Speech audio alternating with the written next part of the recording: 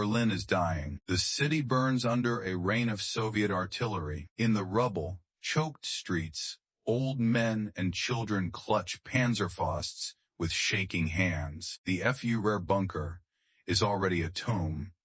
Its occupants just don't know it yet. The Third Reich is bleeding out, desperate for defenders, for tanks, for any force that might buy one more day. That force exists. 200,000 of Germany's best soldiers, veteran troops with operational tanks, stocked ammunition, and defensive positions. An entire army group, intact and ready. But they're not in Berlin. They're not at the gates. They're not anywhere near the fighting that matters. They're in Latvia, on a peninsula jutting into the Baltic Sea, holding a stretch of coastline that leads nowhere, protects nothing, and threatens no one. They've been there for 7 months, dug in, supplied, waiting, while Berlin falls for lack of defenders.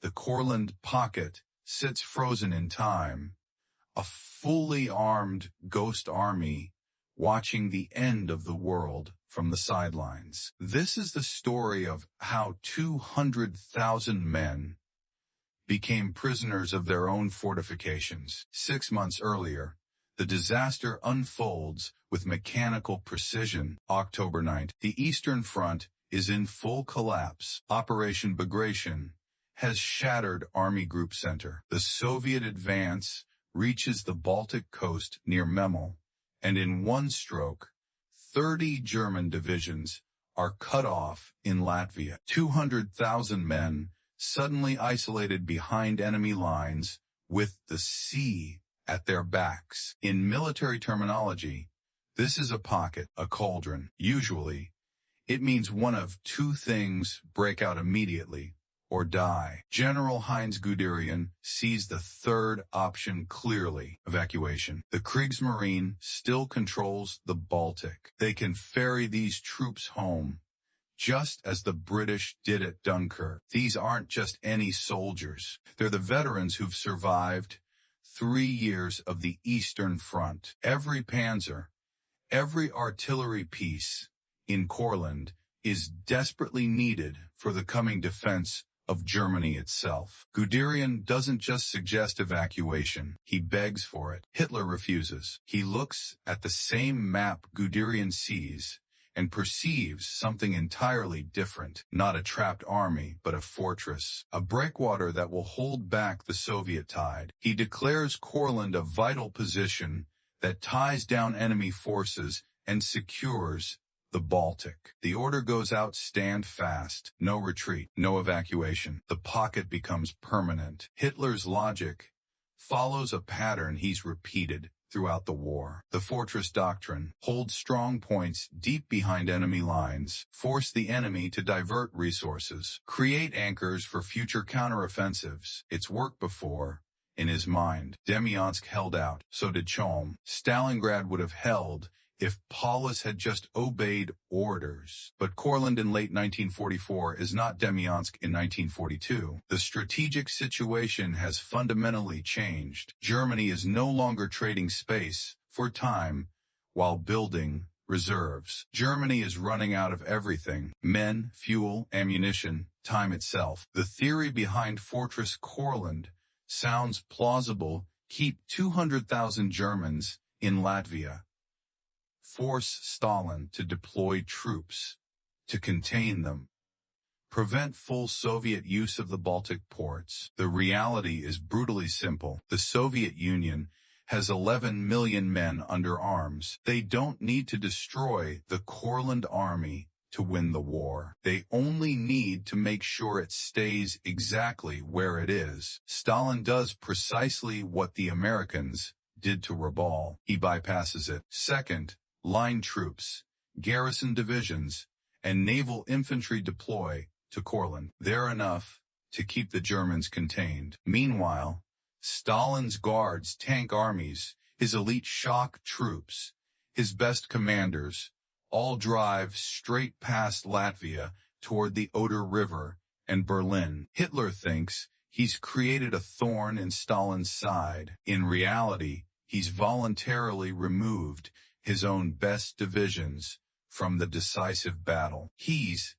paralyzed 200,000 soldiers who should be defending the homeland. It's not strategy. It's strategic suicide. The soldiers in Courland don't surrender quietly. Between October 1944 and March 1945, the peninsula becomes a meat grinder. Stalin initially tries to liquidate the pocket. Massive Soviet offensives crash against German lines. The terrain works against the attackers. Swampy forests, waterlogged fields, endless mud, perfect defensive ground. The Germans, commanded by General Ferdinand Runner, hold with fanatical determination, not because they believe in victory, but because there's nowhere to retreat. The sea is at their backs. Surrender means the Gulag, so they fight. 6 major Soviet offensives, 400,000 Soviet casualties, 150,000 German losses. Tactically,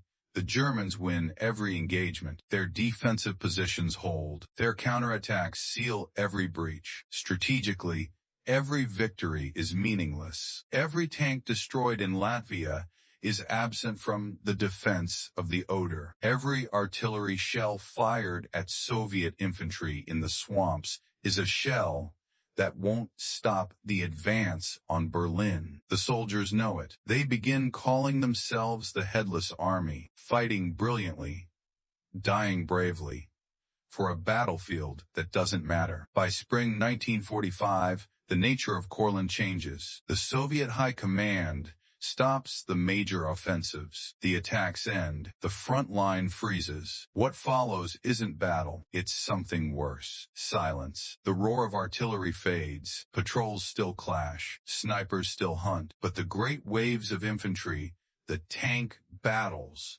the desperate struggles for key positions, all stop. The Soviets settle into blockade. They're content to wait, and the Germans remain fully supplied by naval convoys, running the Baltic gauntlet. They're not starving like the Japanese at Rabaul. They have ammunition, food, fuel. They have everything except purpose. Imagine that soldier, Spring 9, sitting in a well-constructed bunker on the Latvian coast. His rifle is clean. His unit is at full strength. There's hot food and mail from home when the ships can get through. And on the radio, he hears Berlin is burning. He hears American tanks have crossed the Rhine. He hears the Soviets are fighting in the suburbs of the capital. He learns his hometown has fallen, that his family has fled west, and he sits there with 200,000 other soldiers doing nothing. This is the unique torture of the bypass. Not death in battle,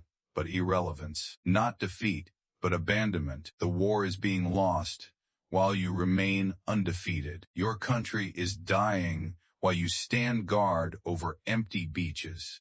Runner maintains discipline through terror. Soldiers found shirking duty are hanged. Defeatist talk earns execution. The military machine continues functioning in a void, its gears grinding nothing, sustained only by fear and the momentum of order itself. They are the armed prisoner camp, not imprisoned by walls or guards, but by a single order from a bunker in Berlin that refuses to acknowledge reality. May 8th, Germany surrenders. The order finally reaches Courland. After 7 months of isolation, the trap opens. The soldiers of Army Group Courland march out of their positions in formation. They're undefeated in the field. Their units are intact. They lay down their arms and enter Soviet captivity. Over 180,000 men go east to the Gulags. They're shipped to Siberia, to Central Asia,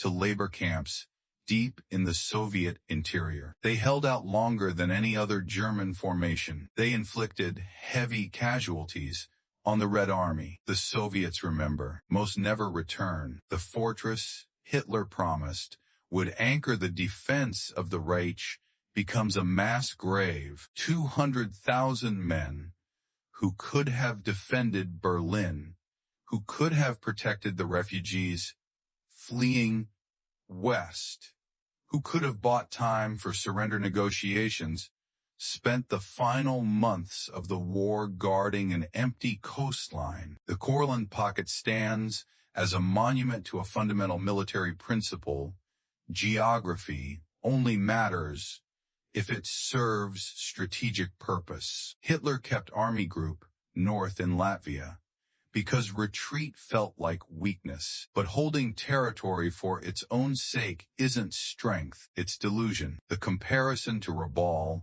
is exact and opposite. At Rabaul, the Japanese were trapped by enemy brilliance. At Courland, the Germans trapped themselves through their own leader's pride. Both armies ended the war isolated and irrelevant, but one was bypassed by enemy strategy. The other bypassed itself. In modern warfare, you don't always need to destroy the enemy's strongest force. Sometimes you just need to make sure it's in the wrong place. Hitler did that work for Stalin. He took his best defensive army and removed it from the board himself. The human cost wasn't measured in Courland. It was measured in Berlin, where the Volkssturm died in the streets. In Dresden, in Breslau, in every city that fell because the divisions that should have defended them were standing useless on a Baltic beach. The Courland Pocket was Hitler's gift to Stalin. 200,000 of Germany's